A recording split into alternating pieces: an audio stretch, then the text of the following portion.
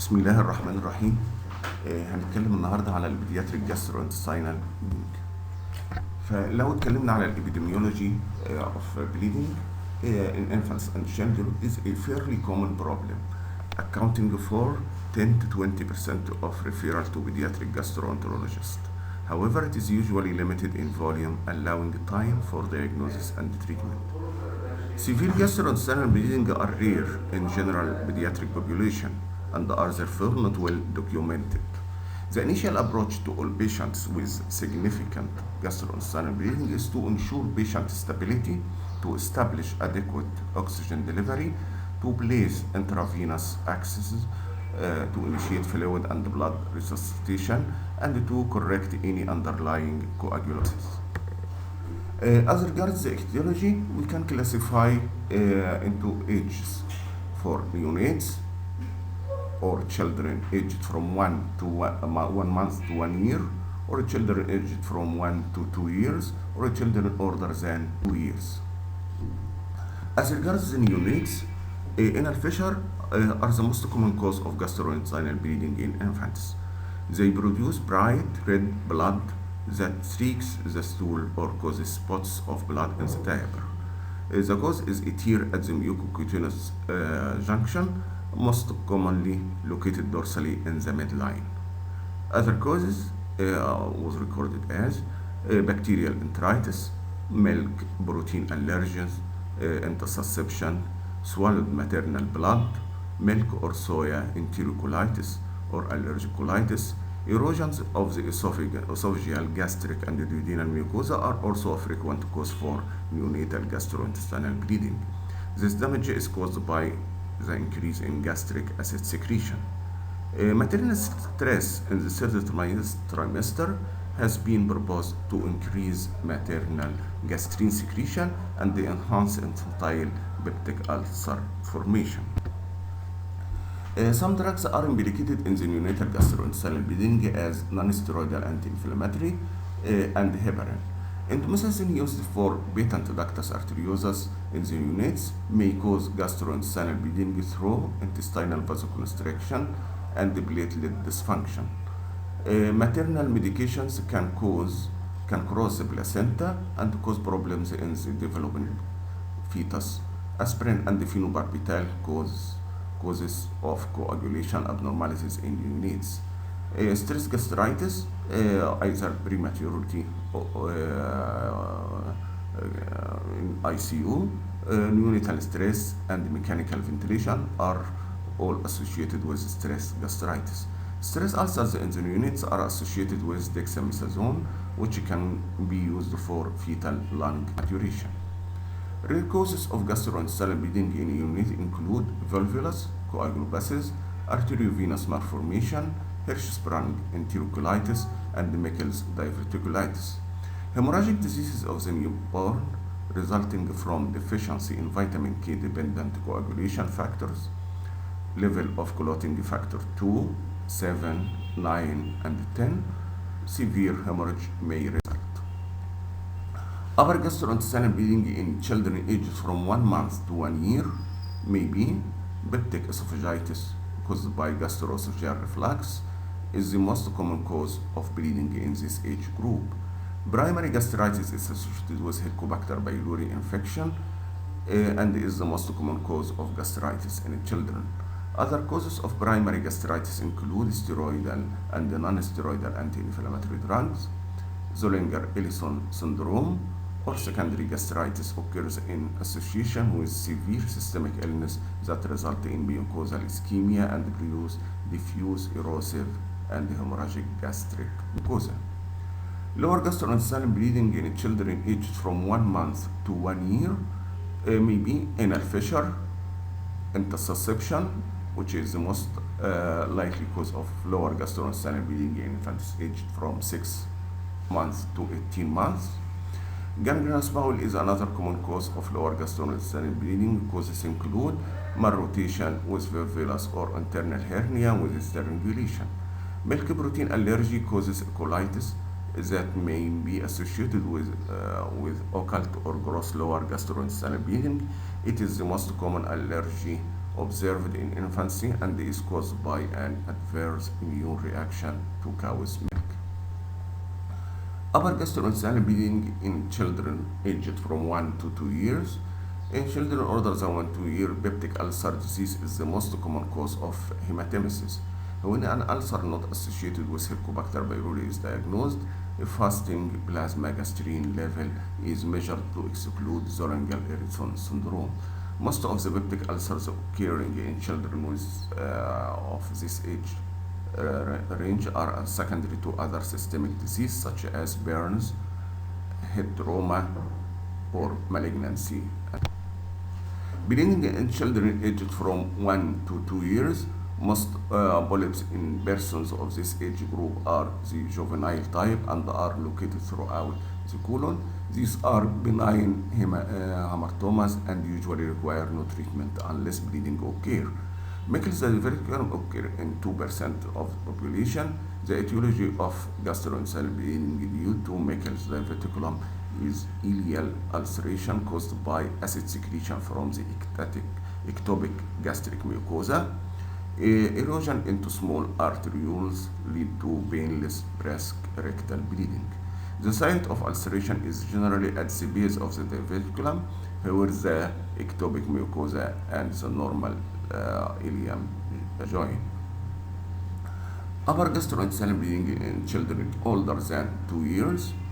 Esophageal varices resulting from portal hypertension, which is the most common cause of portal hypertension in children, include portal vein thrombosis.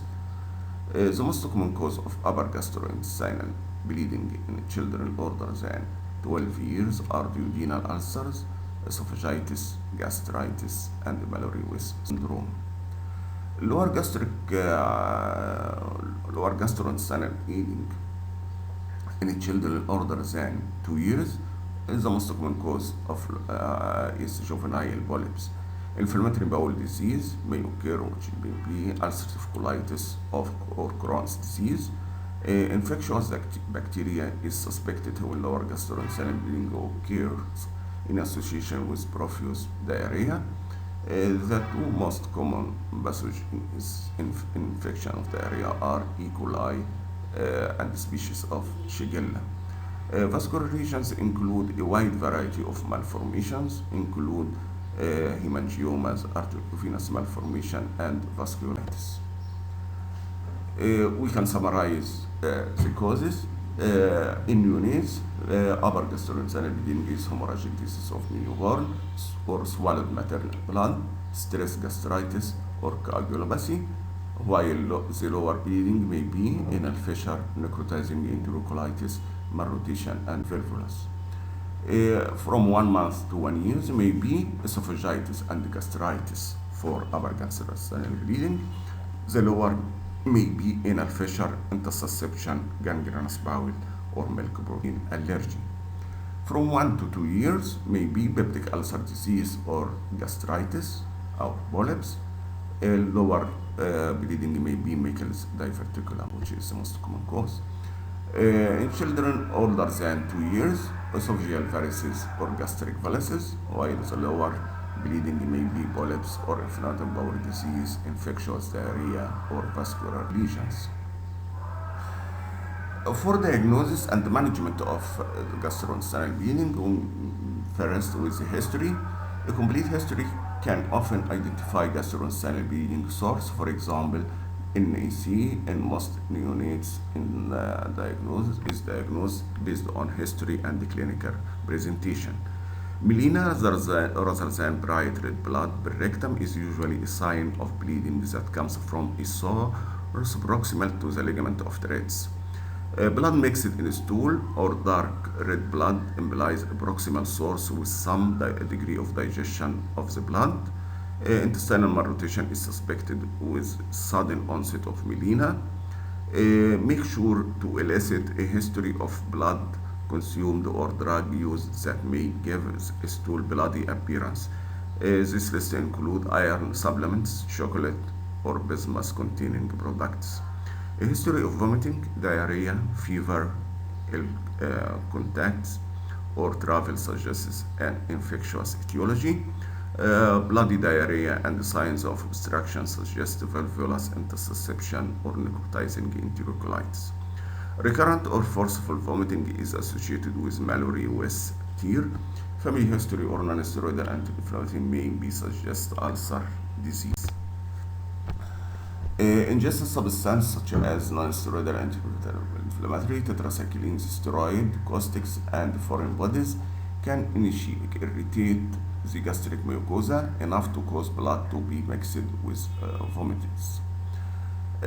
Recent jaundice, easy wheezing, and changes in stool color may signal liver disease. Evidence of coagulation abnormalities may elicit from the history. Milk or soya enterocolitis or allergic colitis is the cause of vomiting with blood.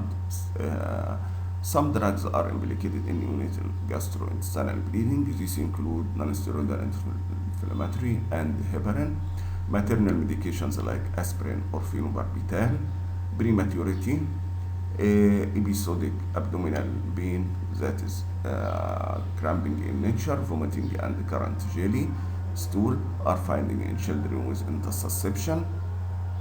Non-steroidal anti-inflammatory use in one of the factors in the developing of peptic ulcer disease in children. Children with polyps are found to have painless bleeding per rectum, which often streaks the blood with fresh blood. Infectious diarrhea is suspected when lower gastrointestinal bleeding occurs in association with profuse diarrhea. Recent antibiotic use raises suspicious for antibiotic-associated colitis.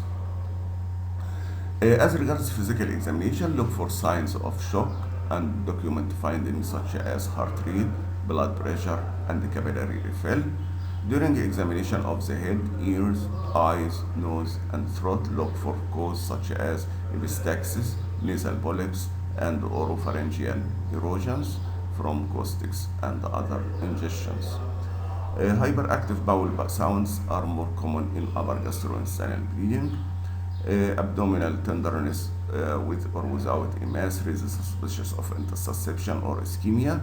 Hepatomegaly, splenomegaly, jaundice, or capotonodosa suggest liver disease and subsequent portal hypertension. Inspection of the perianal area may reveal fissures, fistulas, or evidence of trauma. Gentle digital rectal examination may reveal polyps or masses. Look for evidence of child abuse, such as perianal tearing or irregularities in anal tone. Examination of the skin may reveal evidence of systemic,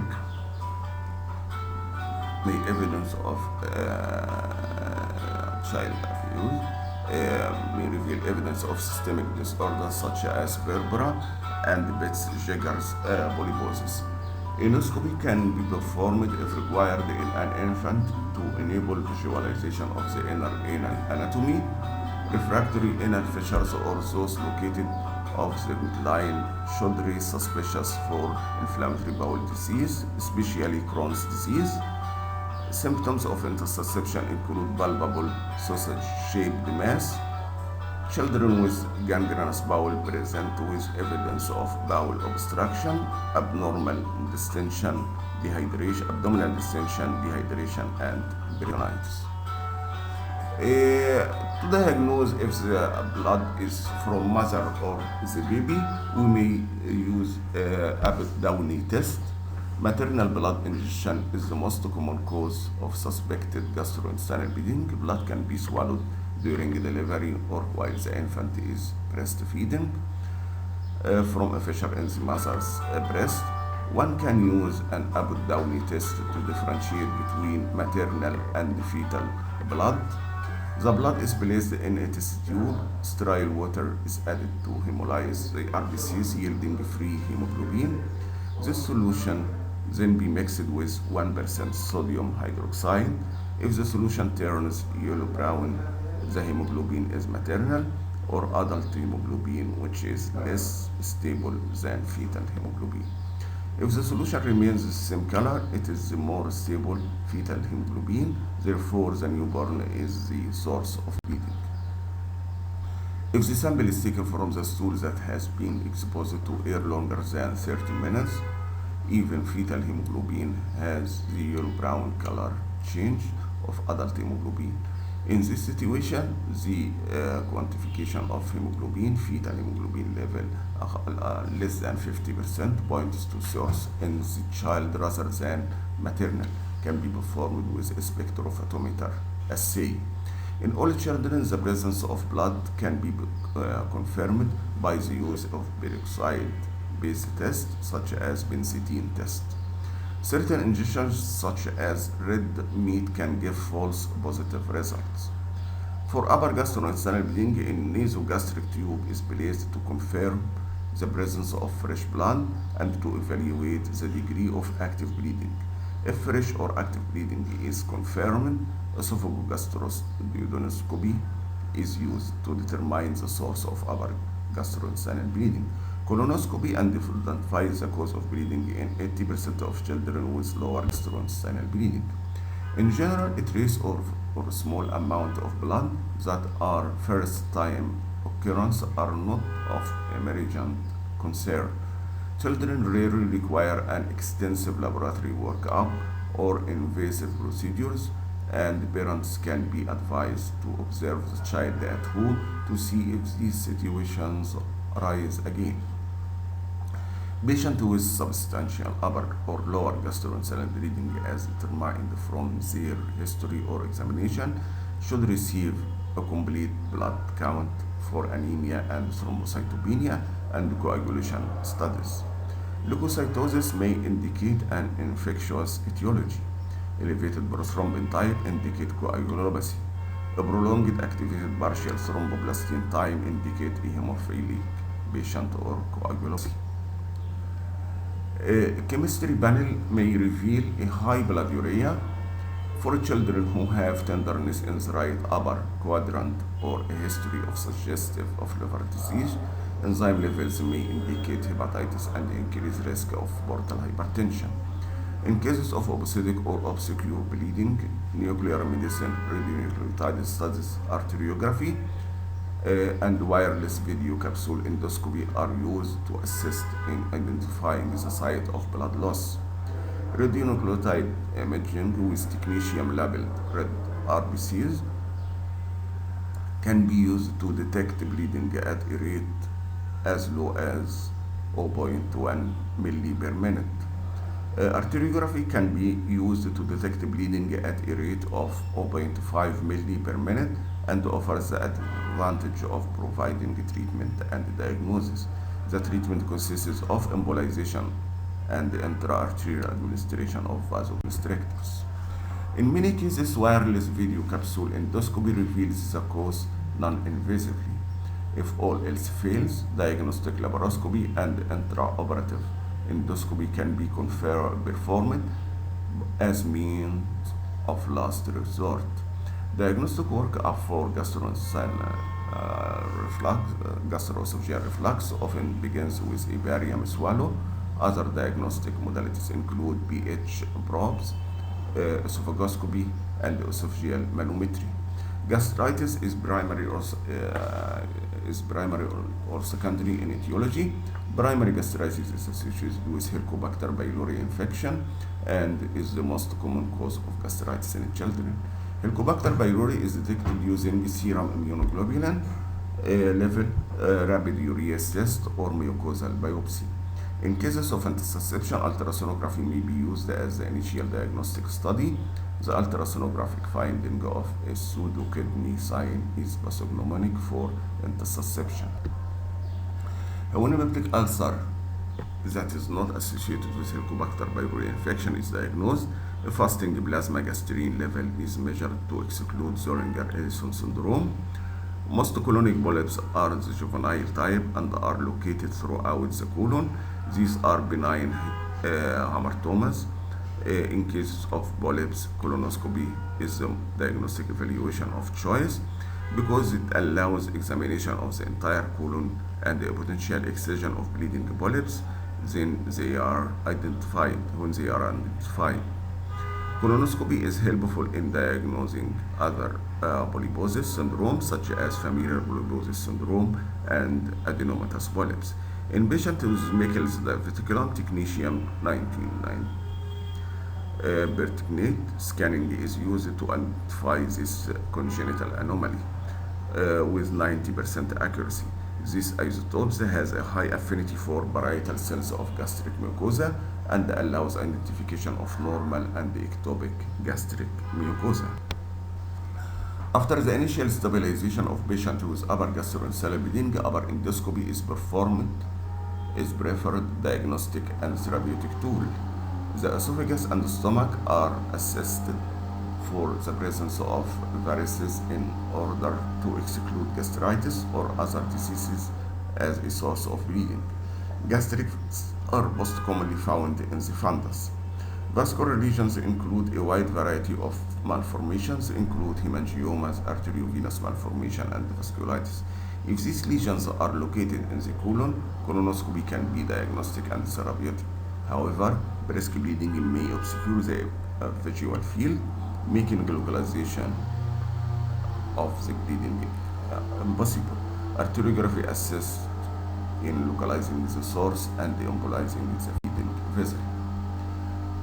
Abdominal radiography include barium contrast studies. Imaging for non-emergency pediatric gastrointestinal bleeding may begin with barium contrast studies. Barium swallow, upper gastrointestinal series, small bowel follow through, or barium enemas to point to foreign bodies, esophagitis, IBD, or polyps. For neonates with malrotations with mid-gut volvulus, it may reveal a corkscrew of small bowel. Enemas studies, barium enema studies have been used with success rate of 90, even 90%. Air and water soluble contrast enemas have also been used with similar success rates.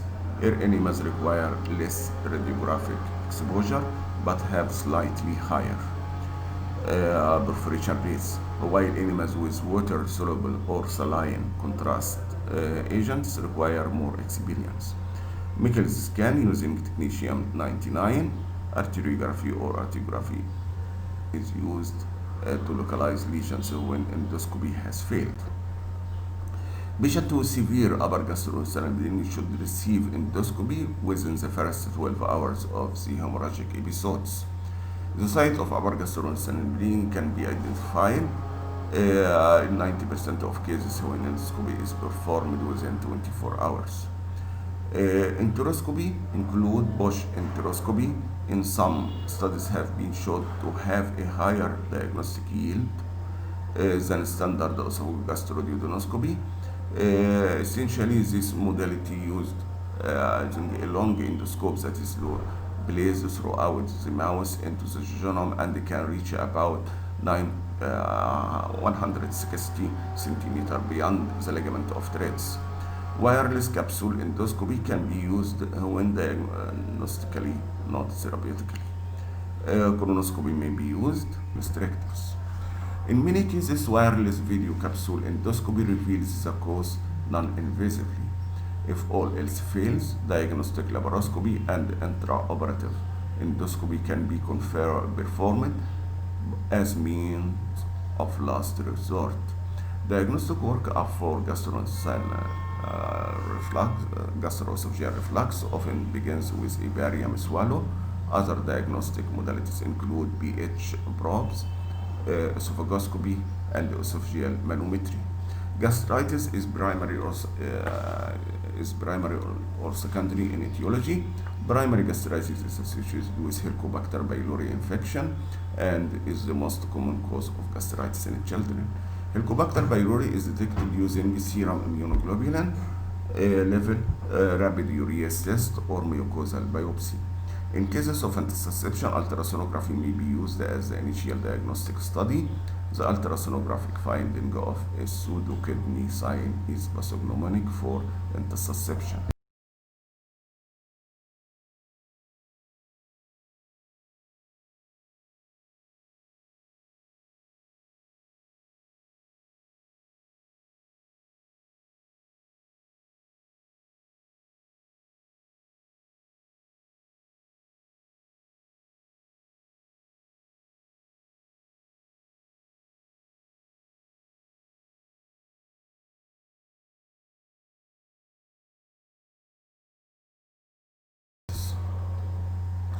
As regards physical examination, look for signs of shock and document findings such as heart rate, blood pressure, and capillary refill. During examination of the head, ears, eyes, nose, and throat, look for causes such as epistaxis, nasal polyps, and oropharyngeal erosions from caustics and other ingestions. Hyperactive bowel sounds are more common in upper gastrointestinal bleeding. Abdominal tenderness with or without emas raises suspicion of intussusception or ischemia. Hepatomegaly, splenomegaly, jaundice, or caput nodosa suggest liver disease and subsequent portal.